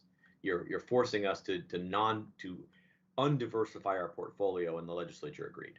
okay, so instead of, because we don't have biomass, we have to buy biomass from Rygate. It's more expensive than McNeil. So is that number the net difference, or is it Yes. just? No, from- that is the above market cost of Rygate that we would pick up if we didn't have McNeil. So that's an offset to any savings of not having McNeil, or its value stream to having McNeil, if you want to say it. Additional cost. So It if you is an subtract additional it- cost we would bear for taking out the costs that appear in column, Emily, the expense column. James, what are the components of the above market cost? So they would be all of the components that you're seeing in blue and a couple of the ones you're seeing in green. So for example, if we removed the McNeil expense column, that would be a savings. Everyone agrees with that, correct? And operate it. Right. In operating costs, yes. But then you would lose all of the revenues in the blue columns, right? Okay. You would also, at the same time, acquire an assignment of Rygate power because of that. And that Rygate power, when you take the cost of the power and subtract the revenues from the power, is above market. Okay, And our share of that above market cost that we would then have to bear is 208,000 in the first year that we looked at. I mean, I don't know how to, I'm having, like I say, there's a reason we don't spend a lot of time throwing these things around, because they're not elegant to describe. but also it's hard because expenses and revenues are all colored blue. Like, I think you're trying to, like, keep the McNeil things under Well, one. no, we're trying to keep the financial statement values in blue and the off-book statement values in green. Okay. So, right, the green are the estimated, or, Not estimated, they are values that don't appear in the financial statement. That is not the same thing as saying estimated. Most but of you them. did have to estimate those costs, or no? Well, you can calculate them. I would not use the term estimate, I would use the term calculate. But yes, you do have to calculate them because they don't appear on a bill or anything like that, where with a financial statement, you're simply summing a list of invoices. But you can calculate them because they're based on specific formulas. Fair enough. So we know what the cost of Rygate would have been in 2014. We know what it would have received for energy revenues in 2014. We know what it would receive for capacity revenues, rec revenues, ancillary revenues. We can subtract those. We know what our share of the state load was in 2014. We can multiply those two things together and come up with a number. It's much better number. It's much better than an estimate, because it's essentially a very close approximation to what would have happened in that year. Okay. The next one is even more fun. It's the IGAP credit, and IGAP is an abbreviation from the 1991, that's the vintage of the contract, Velco Transmission Agreement, and you'll hear it referred to as the 91 VTA. It's a grandfathered agreement because no one wants to open it up again for any discussions, because it broke people in 1991, literally just sort of crushed their spirits to try to figure that all out. However, in that agreement, which is until it's altered, will stay in effect, and has been in effect for a long time, there is a formula for getting a credit for certain types of in-state generation. The in-state generation needs to be connected at sub-transmission voltage. It needs to be in an area that has sufficient load to absorb that generation. And if those tests are met, then, and the generator would need to be ISO recognized, so it can't be a behind-the-meter generator. If those tests are met, then you get a credit based on the unit's seasonal claim capability rating, which is its ISO New England capacity value. And that credit reduces your Velco bills. Okay, so it's a reduction to your charges under the Velco 91 Common Agreement. There are a bunch of caps on that formula. That, for example, it's half of the seasonal claim capability. Your total IGAP value cannot equal more than half of your transmission. Your total IGAP credit cannot equal more than half of your Velco bill in any given period.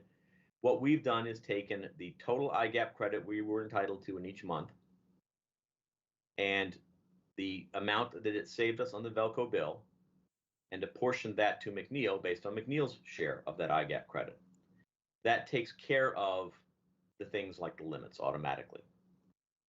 So if in any given month we had a $200,000 credit due to IGAP and McNeil provided 20% of our IGAP, we would have assigned McNeil 20% of the credit. Without McNeil, we would have paid higher Velco bills by the amount shown here. Now, the IGAP credit, the Rygate one is very unique to McNeil. By the test of being 1/3 woody biomass, right? It's the only one of our resources that would qualify for that is McNeil. Or if hypothetically we bought a new biomass plant, that would qualify for providing a Rygate exemption. The IGAP credit applies to a number of our in-state generators, McNeil being the biggest one, but the Burlington gas turbine is another big one. Georgia Mountain Community Wind qualifies for an IGAP treatment. To get IGAP treatment, you would need another utility scale generator connected to the subtransmission voltage in a load pocket that it could absorb it.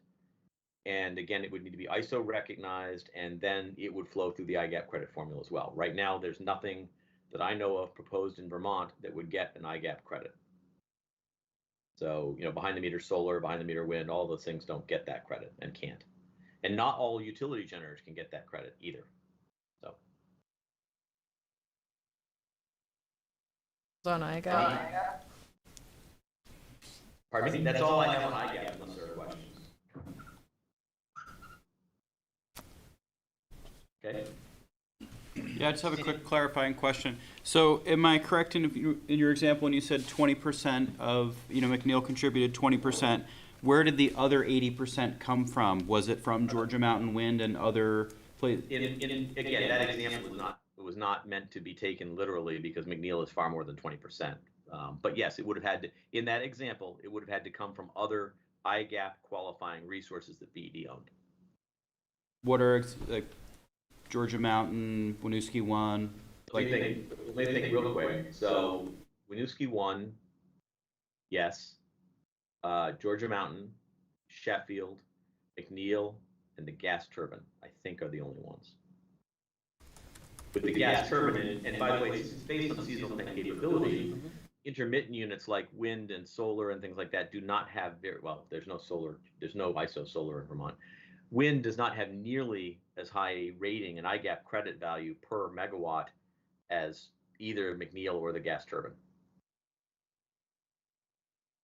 because they're not considered high reliability providers of energy. Do you understand what I'm saying? I can't really see the screen, so I can't really see people are looking stunned or confused. So I'm relying on people, prompting me if they didn't follow that. But because of the seasonal claim capability, for example, in the summer, a hydro plant probably is not going to have a very high rating.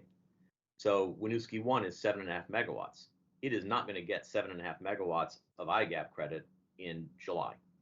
Okay, might get 2. Okay. McNeil is a 50 megawatt nameplate rated unit. That's both our share and the other owner's share.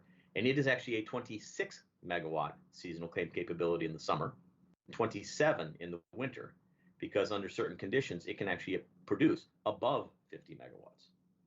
So, again, it's not just where the unit is, it's not just how it's connected, but there's also the factor of how much IGAP credit it gets relative to its nameplate rating. Thank you. So McNeil is a large share, but the GT is as well. The GT is another big provider of IGAP credit. If we were capped, we would have recognized that by the fact that our savings would not be as high as they could have been before we assigned the prorated value. So if there was IGAP credit in excess of what we could use, we would not have gotten any value for it, and we wouldn't have assigned, we would have prorated the reduced value to all the units that provided IGAP credit that month at their level if they provided it. Not acquiring the standard offer has a lot of the same concept math behind it as Rygate. Therefore, getting assigned a share of standard offer is a net cost to a utility. Because we have had in 2015 100% renewable generation, which included McNeil at that time, and because we continue to retire RECs, there are savings from not having the standard offer. How much you assign to that, how much of that you choose to assign to McNeil is subject to judgment. We have chosen to assign a rough energy share of 30% to McNeil. And standard offer didn't start for a while, and the exemption didn't start for a while. So some of these value streams don't start up immediately. So that's why you have blanks. It's not because we can't calculate it, because the exemption wasn't in place in that period or something like that. Okay. Hey, James, can I just add a quick note on the standard offer piece before you go forward? I wanted the commission to be aware that the standard offer exemption is generation based. So McNeil certainly plays a role in that. And I think, again, just to address one of the assertions made in Nick Persampieri's email, that, well, you could get a standard offer exemption by having a different renewable contract. That's a hypothetical.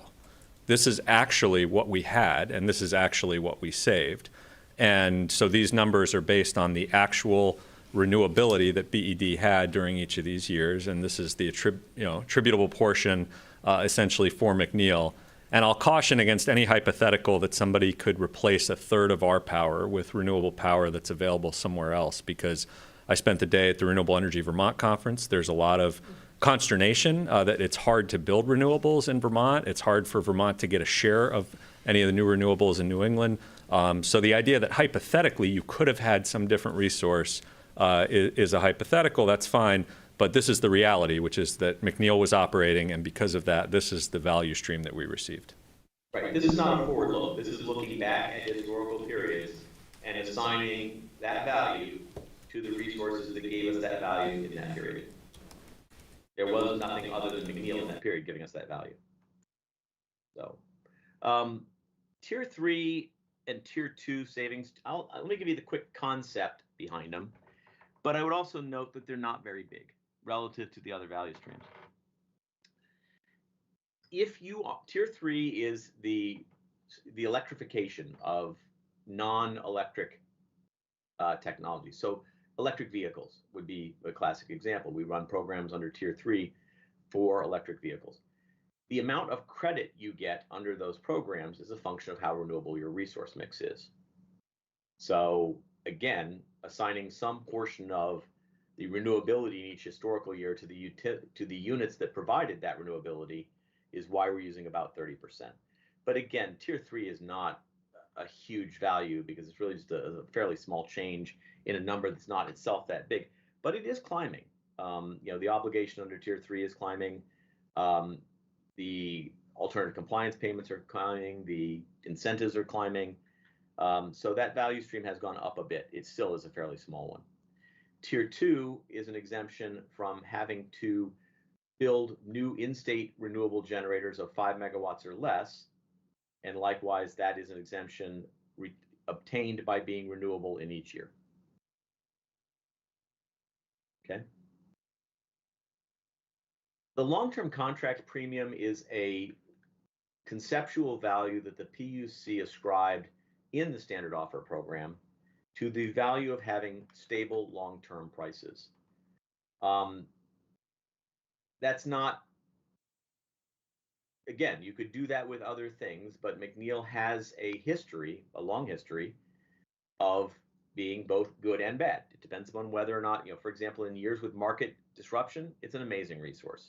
It acts in many ways like an insurance policy. In years without a market disruption, it doesn't do as well.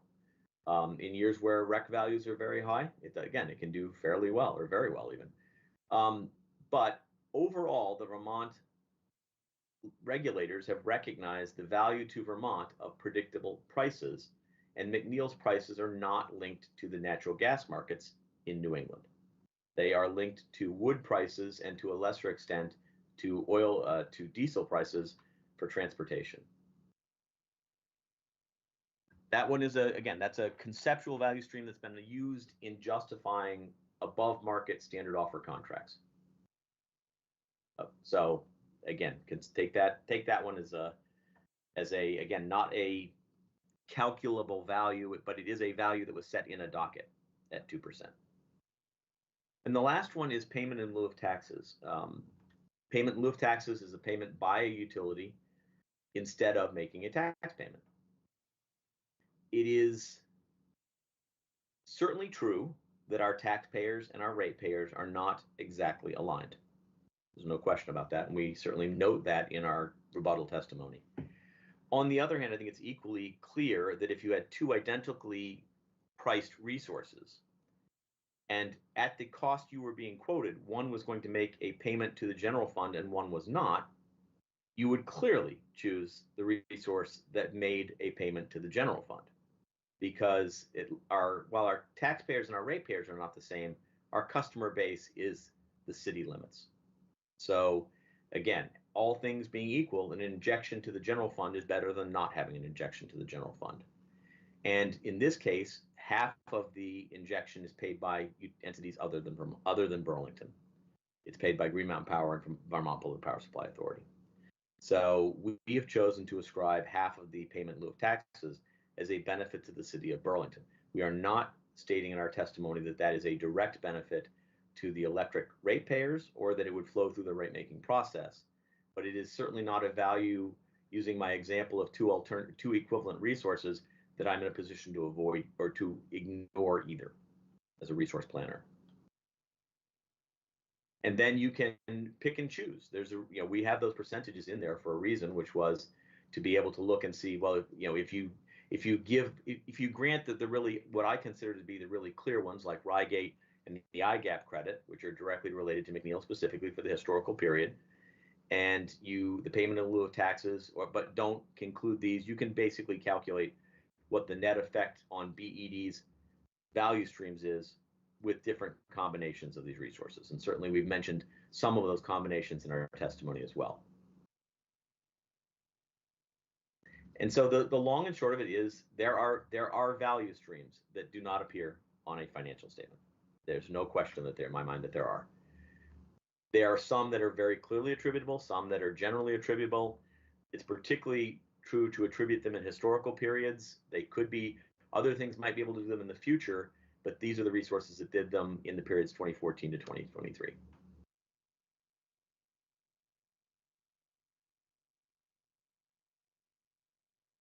And again, the 30% is the approximate portion of our energy we get from McNeil. We didn't spend a lot of time hammering that down to 2 decimal places or anything like that. So I think I have some questions. And so then you add it across and so there's this first row or column G, which is the statements and the values that appear on the audit statement, right? And that's telling us whether on financial statements. Financial statements, and that's telling us whether McNeil had a positive or negative value of that year. Financial statement value. Financial statement value, okay. And then you add it across for these avoided costs and values that don't appear on a financial statement. And so you're adding you added these numbers across and then you get either a positive or sometimes you still have a negative value. Mm-hmm. But there's some things missing. So first of all, column B should be separated because that's an expense, and that's the number that we're subtracting against, or like you're mixing positive and negative numbers in my mind. So I think that's a presentation, but it gets picked up in one. Yeah, but it's also confusing when we're trying to understand it. And then there's row 6. This is what was filed. So I mean, I'm showing you what was filed. Yeah, but I'm trying to understand it. I'm just saying that it's not intuitive. And so then row 6 is saying So yes, then in your world, column B should have been negative. Yeah, and then in column 6, you're saying 100% of the value, but I don't know what value. Of the value that's shown in each column. It doesn't matter so much for the financial statement values, but for the additional BED economic values, some of them are 100%, so presumably it's the number that we're multiplying is the 208,371 or Correct. the 327. But where's the number that is, when we're multiplying by 30%, is there a number that we're multiplying by 30%? So is The number's below. So in the example of standard so you're offer. taking 30% of that value? Yes. So this, to me, I just can't read it and make sense of it, and I think it's really important because G is showing negative values for multiple years, and those values many of them turn positive, and we need to be able to understand what those numbers are and where they're coming from, and this presentation of the information makes it really difficult for me to see that. And then even when you go down and there's like some scenario testing, there's a 0% taken, but there's still a number in there. And so the math is really hard to eyeball and understand. So it's just fine. I find it just confusing. And I mean, I think you did a good job explaining what each of the columns were. The other thing is some things like tier 2, you said building, you'd have to build tier 2 resources, so I appreciate that that's a cost, but some of those resources would have value, and is that netted out? This is the above market value, like the Rygate example. Yeah, so I can't see any of that, but the way that you described it intuitively, I'm saying, okay, so you have to pay for something, but you're getting something, you're saying this is net, but where are the calculations behind that? And, you know, if you just give us a PDF, we can't see any of that, and so it just makes, and because this is so contentious, having so many things hidden, it makes me uncomfortable. Just, if I can just offer a thought. Keep in mind, we are still in the middle of a litigated docket, and our interveners are with us here. So, you know, we want to be as transparent as we can about the value streams. And there's testimony that went along with this that explains, you know, some of the thought process behind it as well. And there will be additional discovery on our experts here from the interveners who are, you know, hearing our conversation as well. So, so it's a challenge. It's still a challenging process by which to kind of, you know, lay out all of our thinking and explain everything. But just to really try to make it as concrete as I can, if you take the values like in standard offer, that standard offer savings is savings to BED from being 100% renewable, right? And McNeil is roughly a third. Here we're only giving it 30% credit. You maybe could argue give it 33, but we gave it a, you know, 30% value. So of those numbers in any given year, 30% of them are flowing to that net. You know, in some cases, like the IGAP, it's 100%, or with Rygate, 100% of the value that's listed. So those percentages are just helping us with a formula in an Excel sheet to show you which allocation we're getting in any of those given Yeah, I appreciate that. But given it's rows. I mean, then the other piece is which of these numbers can I actually take to the bank, right? And which are like avoided costs that, there's a difference when you can take an avoided cost and like Rygate, I think that's a really good example of one that you can take to the bank. If you don't do this, you have to pay this, right? I know that that money's gonna come out of my pocket. But some of the other ones are a little bit less, are more cloudy to me. Like, is that real money that I'm gonna have to take out of my pocket and pay if we don't have McNeil? Or are some of these that could happen or might happen or are costs that need to be absorbed in some way that's not actually like a true cash value? Like, I have to go out to the store and I have to buy this, and I didn't have to buy it when I had McNeil. I think our view is these are numbers I mean, we filed these in a litigated docket, so Yeah. we stand behind each one of them as As- value streams. The question is, are we looking at the top at value streams like the payment in lieu? That's a value stream to Burlington, there's no question. Right. But do we want to count it as a utility value stream or not? And so we're more conservative in the chart below. We say, okay, exclude the payment in lieu. We won't even count that. With the tier 3, it's a very small value, like James said. With tier 2, you know, the fact that we're exempt other than accepting net metering from tier 2 does save us money. And McNeil was part of the portfolio that got us the exemption from tier 2 because it was a moment in time in 2015. If you had 100% renewable, which only 3 utilities did, and McNeil was a big part of that for us, And as James mentioned earlier, I think he may have been referring to standard offer, he mentioned it, but it's actually the RES. If you continue to be 100% renewable, you get this exemption. So you can make a good argument that McNeil is a key part of why we had that exemption. But even if you want to take that out, if you want to take tier 3 out, tier 2 out, payment in lieu, when you go to the 4 value streams that are in the bottom, the IGAP, that's savings. You'd be paying more money for transmission if we didn't have that credit. Rygate, you'd be paying more money if we didn't have that.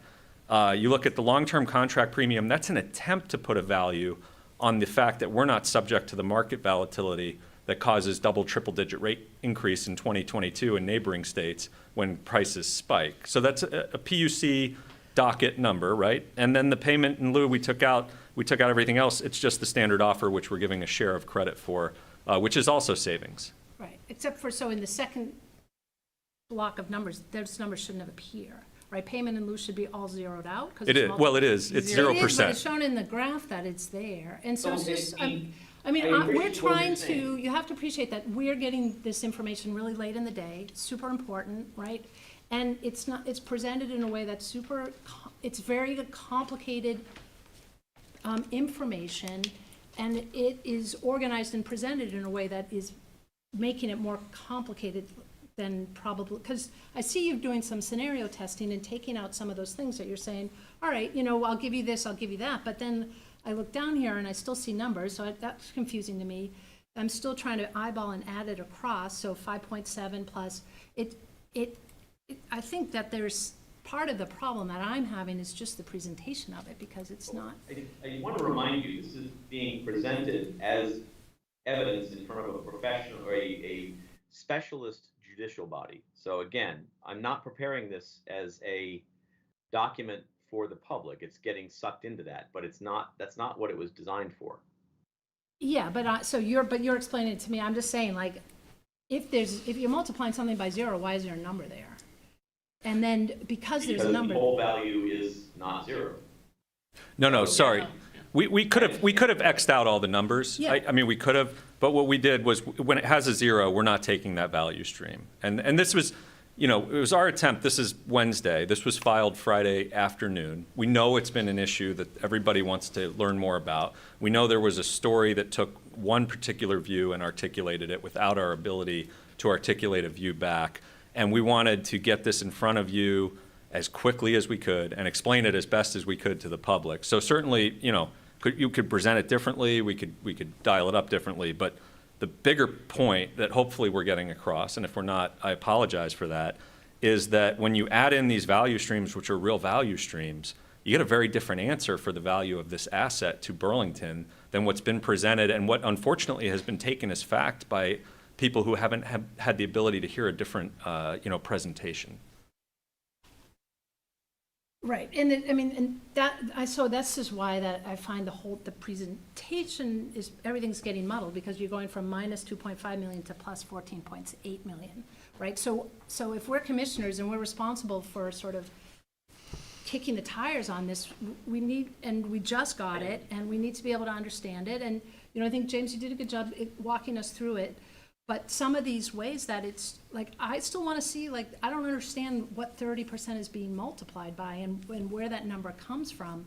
I sort of get what the I know what tier 3 is, and I understand tier 2. Those are probably the only two that I have a pretty good sense of. But I think it's just hard. I don't know. Well, I don't know that I'm asking again. Derek, I can disagree with that. I'm the one who's witness. So okay, if you're the witness. I am the witness. I'm saying I had to file expert testimony. This is my docket, my document, and I'm showing you what was filed, right? So I didn't want to show you something different than what was filed and cause even more confusion that way. So I'm trying to explain what was filed in front of the PUC. It's already been filed. It's in the evidence. So. Okay, so there's no action for us, and we're not responsible for these numbers or this analysis? No, this is informational only. We're really just trying to get information out to the commission and to the public.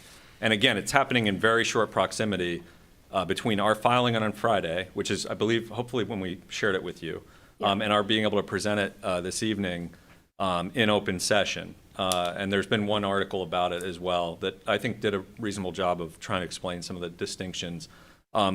The bigger point, too, is you can take a very narrow view and look only at the profit and loss, like we were running a power plant and that was our only business, and you might come up with that 2.5 million loss over that 10-year period. Now, you might even argue that's maybe that's okay for your business, maybe it's not, but that's a business. We don't look at any of our power plants like that. We don't look at Winooski 1, we don't look at solar, we don't look at wind that way.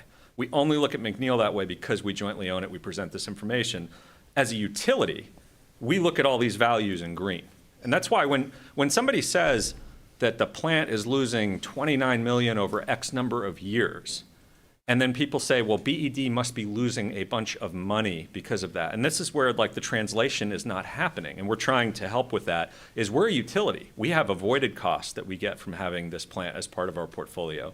We have different revenue streams or avoided costs that we get that get figured into our financials, which of course, is, as you know, are net positive, not negative. So we're trying to show how you go from a power plant asset that's a piece of a power portfolio that might in and of itself have positive or negative values in a given year to a fully comprehensively evaluated resource. This is something that's challenging to translate from that kind of merchant model to what are the utility economics for that resource. Fair enough. But I do think this sort of, people saying McNeil loses money all the time, they're seeing the 2.5. Well, if you look at that, we tried to track what the interveners filed. We tried to say, what were they looking at? They said that 7 out of 9 years the plant lost money. Now, they included 2024, which we didn't because it wasn't audited or available, and they didn't include 2014. And so you can look at this and start to get a sense of, okay, I see what they were looking at. When we add our values in and you do this 10-year look, you can say, oh, 6 out of 10 years it was net economic positive. I would argue it's not even the right conversation fully to have to say, is it making us money or losing us money? Because if we looked at solar that way, we would never buy solar. Right. But we want to buy solar, obviously. This plant provides us insurance that I don't think is fully captured in here, but that when market prices spike, we're protected. 2022 is a good example of that. If you look at even you forget about all the value streams we're talking about, in 2022, our share, as you scroll over here, we had a $2.2+ million net positive, even without these value streams. If we didn't have this plant and we would have been paying market prices, we saw what the result of that is, because we saw utilities in New Hampshire do double and even 100% rate increases. So I don't even know that we're capturing that insurance value fully in this analysis. We attempt to capture some of it with the long-term contract premium, but even that, I would argue, probably undersells the value of the resource. But that's the challenge, is we don't evaluate anything else the way we're evaluating McNeil, and we're making an attempt to be more holistic here. I mean, I have a almost certainty that Paul Alexander's insurance budget is above market, because we haven't had any fires. I mean, but that's not, you don't sit there and say, well, my home insurance policy is above market every year because I'm paying, well, maybe it is, but that doesn't mean you're not going to have it. So I'm just saying, it's challenging to try to explain, the view that, it doesn't have to make money every year. It doesn't have to make money, but it has to be a valuable insurance policy. It has to be capable of protecting us from wholesale markets. And one of the things you'll see in our testimony is the relationship between the wholesale market volatility and the McNeil wood fuel volatility and how they aren't linked. So, again, it's a question of view.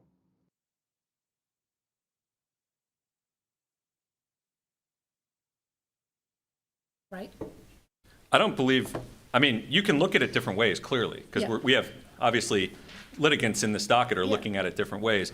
I would argue with this and with any other evaluation, whether it's economic or environmental, take into account all the values and look on the full cycle. And when we do this with McNeil, you get a very different picture than when you look at it like it was being run as a merchant generator. If we were solely in the business of running a power plant and nothing else, the column on the left would be more relevant, or the set of columns on the left.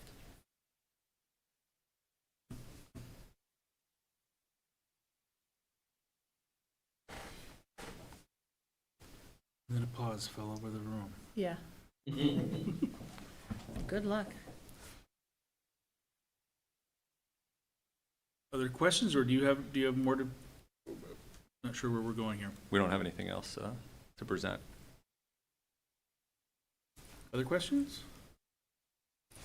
Clear as mud? No, I found it clear. No, I'm pretty clear on it. Yeah. No, it's very discussion. Okay. Any other thoughts on this subject before I move on? Okay.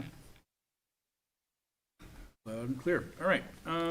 Thank you, James. That was, and I hope it gives everybody some food for thought moving forward. The next item on our agenda is a BED executive session on commercial negotiations. I'll let Darren tee that up for whatever way he can here publicly, and then there are suggested motions to go into a private discussion about this. Yes, and I'm mindful too that Emily and I are supposed to be at the Ward 6 MPA at 8 o'clock for a revenue bond presentation. Okay. I know we've ended up going a little later than expected, so we might keep the executive session brief if that's okay, and we can come back to it. I think there was news we shared yesterday. The mayor and I held a media availability to talk about the idea of trying to transfer 100% of the plant and site at McNeil to BED, and the reasons why we were pursuing that. So that news has been shared. There's a letter agreement. You all have it. It's been shared publicly. It's been shared with the city council. And it simply says that we're going to enter into negotiations with the joint owners for a 6-month period, up to a 6-month period, to have those discussions. So we'd like to brief you in executive session a little bit more, but we obviously can't talk about a commercial negotiation strategy publicly. It would disadvantage the department's position. So we'd like to provide a little bit more context for you, and that's what we're hoping to talk about. Sounds good. And with that, given their constraints, let's jump right into it.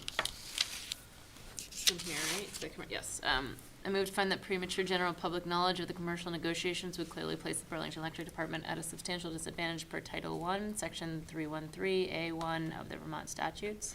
A motion to have a second? Seconded. Motion and seconded. All in favor of the motion indicate by saying aye. Aye. All against say nay. Ayes have it, 5-1. I move that the commission Or enter no, 5-0. enter into the executive session with BED staff to discuss the commercial negotiations and the provisions of Title I, Section 313A1A of the Vermont statutes. Motion to have a second.